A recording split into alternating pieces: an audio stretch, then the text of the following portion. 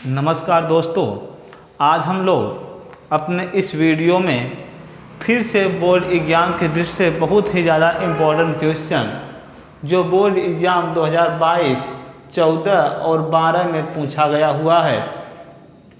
ये क्वेश्चंस कई बार रिपीट होते रहते हैं और इन्हीं सभी टॉपिकों से विलयन जो चैप्टर है, इस विलयन चैप्टर के हम तीसरे क्वेश्चन पर चर्चा कर रहे हैं।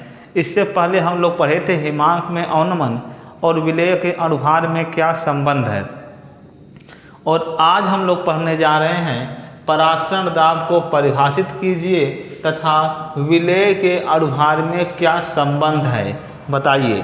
और ये 2 नंबर में क्वेश्चन पूछा हुआ यूपी बोर्ड में, तो ये बहुत ही इम्पोर्टेंट टॉपिक होने वाला है।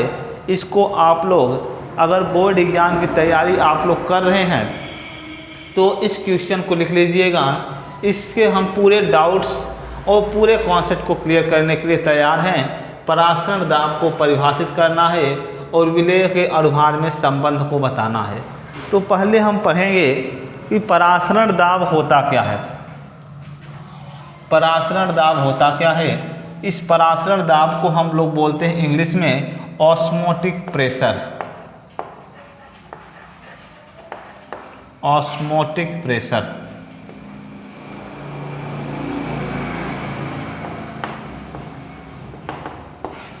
ऑस्मोटिक प्रेशर जिसको हम सामान्य भाषा में बोलते हैं परासरण दाब। तो ऑस्मोटिक प्रेशर या परासरण दाब क्या है? अगर हम इससे पहले और चलें तो परासरण क्या है, पहले हम पढ़ेंगे परासरण क्या है। इसको हम इंग्लिश में बोलते हैं ऑस्मोसिस। ऑस्मोसिस अर्थात परासरण है क्या? तो परासरण की जब भी कोई भी घटना होगी तो उस घटना में एक झिल्ली काम करती है जिसका नाम है अर्धपारगम्य झिल्ली। जब भी परासरण की घटना हो रही है जहाँ पर, वहाँ पर एक झिल्ली रहती है। इस झिल्ली का नाम है अर्धपारगम्य झिल्ली। तो परासरण की प्रक्रिया में हमेशा अर्धपारगम्य झिल्ली का होना आवश्यक है। इस अर्धपारगम्य झिल्ली को हम इंग्लिश भाषा में बोलते हैं SPM। SPM मतलब क्या होता है? तो सेमी परमिएबल मेम्ब्रेन।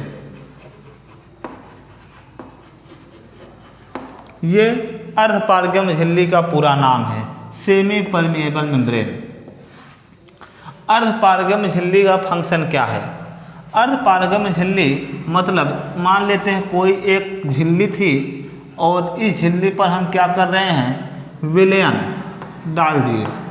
जैसे इस झिल्ली पर हम विलयन प्रवाहित करेंगे तो क्या होगा कि विलयन में 2 पार्ट होता है। जो कम मात्रा में होते हैं उन्हें हम बोलते हैं विलेय, और जो अधिक मात्रा में होता है उसे हम बोलते हैं विलायक।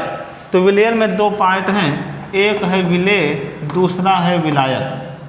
विलेय के कण हमेशा क्या होते हैं, अधिक बड़े होते हैं किसकी तुलना में? तो विलायक की तुलना में। और जैसे ही हमने क्या किया, अर्धपारगम्य झिल्ली अर्थात SPM के ऊपर क्या करते हैं, विलयन को प्रवाहित किया।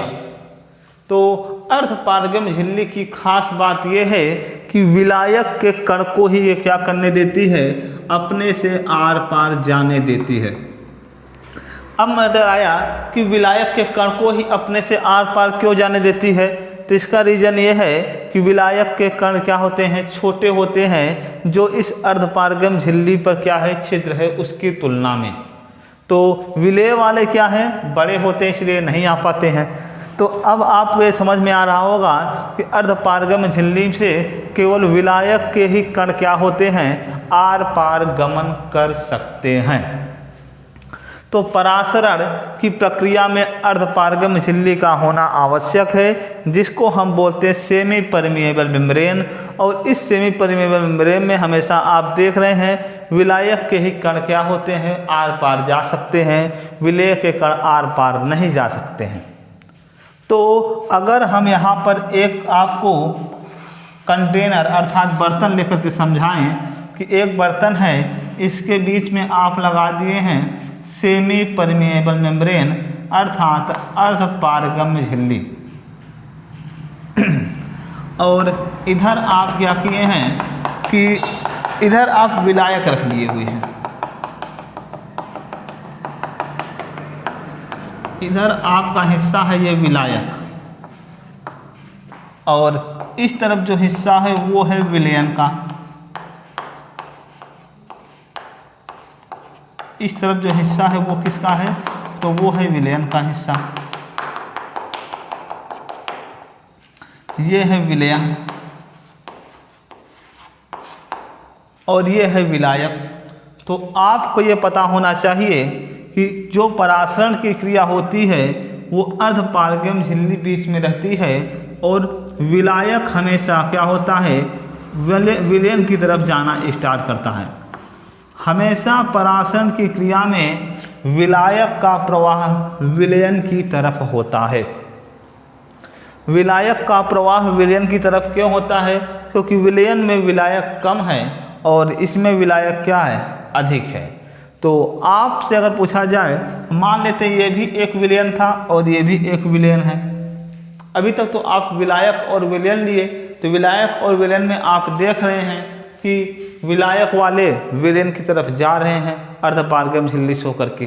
अगर मान लेते हैं ये भी आपका पार्ट विलयन है और ये भी आपका पार्ट विलयन है, तब फिर प्रवाह किधर से किधर होगा, तो आपके ध्यान रखना होगा। अगर ये भी विलयन है तो ये विलयन रहेगा हमारा तनु और ये रहेगा सांद्र। इसका मतलब ये हुआ कि अगर विलयन है तो वहाँ पर तनु विलयन से सांद्र विलयन की तरफ अर्धपारगम्य झिल्ली से विलायक का प्रवाह परासरण कहलाता है। तनु विलयन से सांद्र विलयन की तरफ अर्धपारगम्य झिल्ली से होकर के विलायक का जो प्रवाह होगा उसे हम कहते हैं परासरण। अब आप बोलेंगे तनु है, इसका मतलब इसकी सांद्रता जो होगी वो क्या होगी, इसकी सांद्रता होगी कम, और ये सांद्र था तो इसकी सांद्रता होगी अधिक।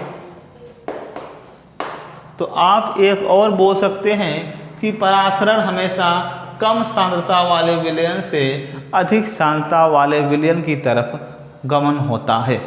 तो परासरण की प्रक्रिया हमेशा क्या होता है, एक अर्धपारगम्य झिल्ली होगी, इस अर्धपारगम्य झिल्ली में अगर विलायक और विलयन है तो विलायक वाले विलयन की तरफ आएंगे, अगर विलयन है तो तनु से सांद्र की तरफ आएगा, और यदि क्या है कि अधिक सांद्रता और कम सांद्रता देखें तो कम सांद्रता से हमेशा अधिक सांद्रता की तरफ क्या होता है, परासरण की प्रक्रिया में प्रवाह होता है। तो ये तो हमारा एक सिंपल सा परासरण है।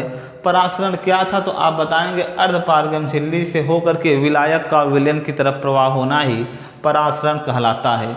लेकिन क्वेश्चन में लिखा हुआ है क्या, परासरण दाब।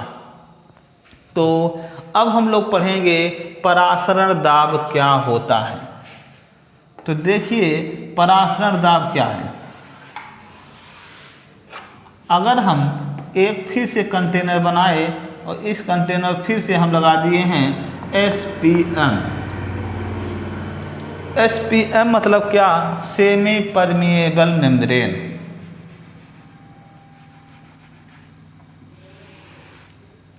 अब हम एक फिगर्स बना रहे हैं। इस फिगर्स में क्या कर रहे हैं कि एक बंद बर्तन है, उसके दोनों तरफ क्या है, खुला हुआ है वो, और इधर से आ रहा है आपका द्रव।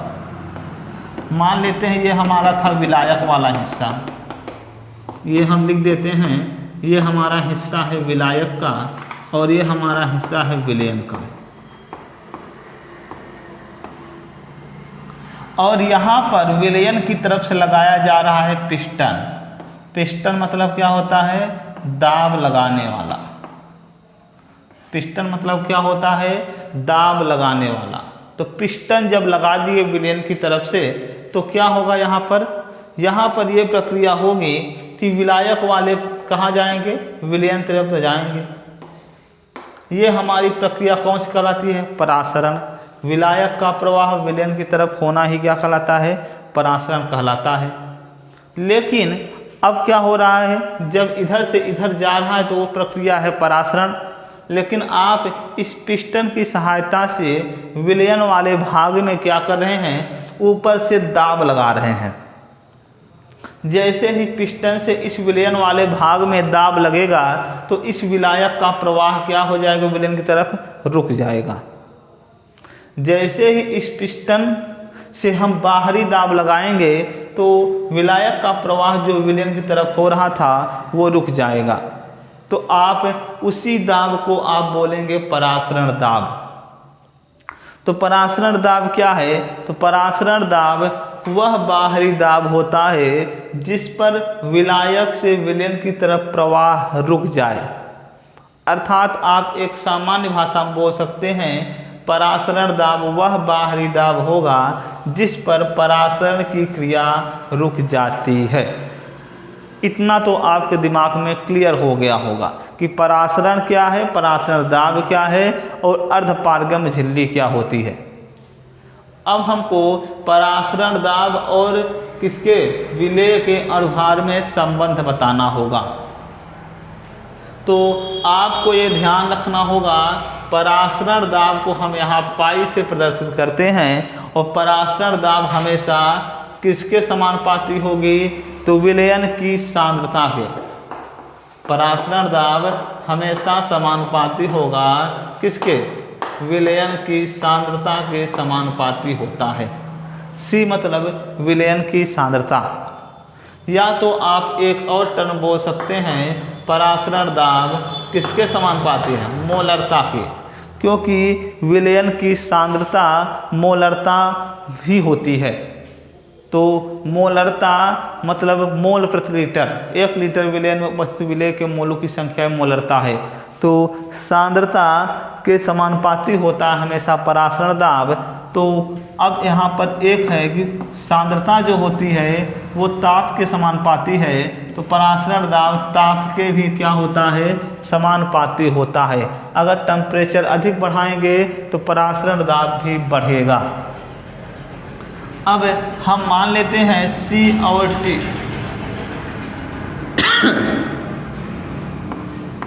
तो पाई जो होगा C इंटू टी, इसको हम मान लेते हैं समीकरण 1, इसको मान लिए समीकरण 2। समीकरण 1 और 2 को मिलाने पर पाई समानुपाती है किसके, C इंटू टी के, जहाँ T क्या है ताप, C क्या है विलयन की सांद्रता। तो पाई इक्वल टू, आप पाई जैसे ही समानुपाती का सिंबल हटाएंगे एक बराबर का सिंबल लाए और CRT लिख दिए। जहाँ R क्या है तो R बताएंगे विलयन का स्थिरांक। यस भी लिख सकते हैं आप, R के स्थान पे कई किताबों में यस भी दिया हुआ है, तो यस भी आप लिख सकते हैं विलयन का स्थिरांक, और इसका मान होता है 0.0821। चलिए अब हम आगे चलते हैं। तो हम सांद्रता को किस में मापते हैं, मोल प्रति लीटर में। तो C बराबर N/V, जहाँ N क्या है मोल है और V क्या है लीटर है, मतलब विलयन का आयतन है।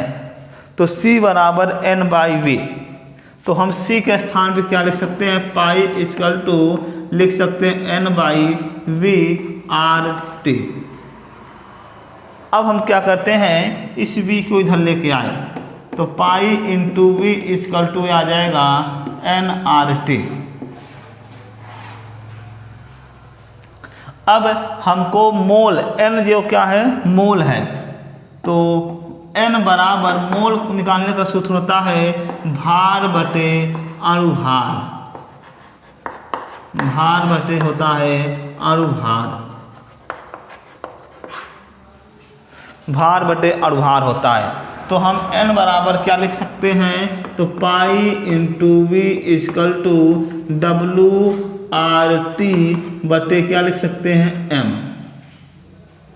M क्या है तो आप बताएंगे अणुभार है। तो आप यहाँ पर देखिए लिखा है परासरण दाब को परिभाषित करना है और साथ में लिखा हुआ है विलेय के अणुभार में संबंध बताना है। तो m को हम अगर इधर लेकर के आएंगे तो हम क्या लिखेंगे, m बराबर लिखेंगे WRT बटे पाई इंटू v।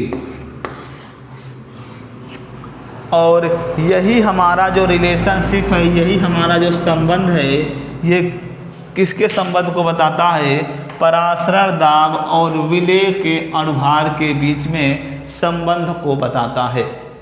बहुत ही इम्पोर्टेंट है ये डेरिवेशन आपके लिए। तो आपको यहाँ तो समझ में आ गया होगा, परासरण दाब को परिभाषित करता था, विलेय के अनुभार में संबंध बताएं। 2022, 14 और 12 में क्वेश्चन पूछा हुआ है। तो परासरण क्या है तो आपको बता दिया गया, विलायक से विलयन की तरफ होने वाला प्रवाह परासरण कहलाता है और ये अर्धपारगम झिल्ली इसमें होना आवश्यक है। तो अर्धपारगम झिल्ली में बता दिया गया आपको हमेशा विलायक के घटक कण ही क्या होते हैं, आर पार हो सकते हैं। फिर परासरण दाब क्या है, तो वह बाहरी दाब जिस पर विलायक से विलयन की तरफ प्रवाह रुक जाए या परासरण की क्रिया रुक जाती है, उसे हम कहते हैं परासरण दाब। और ये हमेशा पिस्टन विलयन की तरफ ही आप लगाएंगे। फिर हम बताएं आपको परासरण दाब समानुपाती होता है विलयन की सांद्रता या मोलरता के। तो पाई समानुपाती है सी के और पाई समानुपाती है टी के। तो हम इन दोनों समीकरण को अगर मिला देंगे तो पाई समानुपाती है सी इंटू टी के। तो अगर इसको हटाए तो pi equal to C R T, जहाँ आर विलयन का स्थिरांक, आर का स्थान पे आप यहाँ पर एस भी इस्तेमाल करते हैं लोग, 0.0821 है। तो पाई इक्वल टू सी का स्थान पर हम क्या रखेंगे, सांद्रता को मोल प्रति लीटर में मापते हैं तो n बाई वी, तो C equal to n by V R T लिख दिए। v को इधर लेके आए तो pi into V equal to n R T मिला हुआ है। आप कभी आदर्श गैस समीकरण पढ़े होगे तो पाई का स्थान पर वहाँ पर पी रहता है, वो गैस के अवस्था में है वो। और परासरण हमेशा कौन सा अवस्था में देखने को मिलता है हमको, तो हमेशा ये परासरण हमको विलयन की अवस्था में देखने को मिलेगा। तो pi into V equal to N R T, मोलों की संख्या निकालने का फार्मूला है W बटे M, भार बटे अणुभार।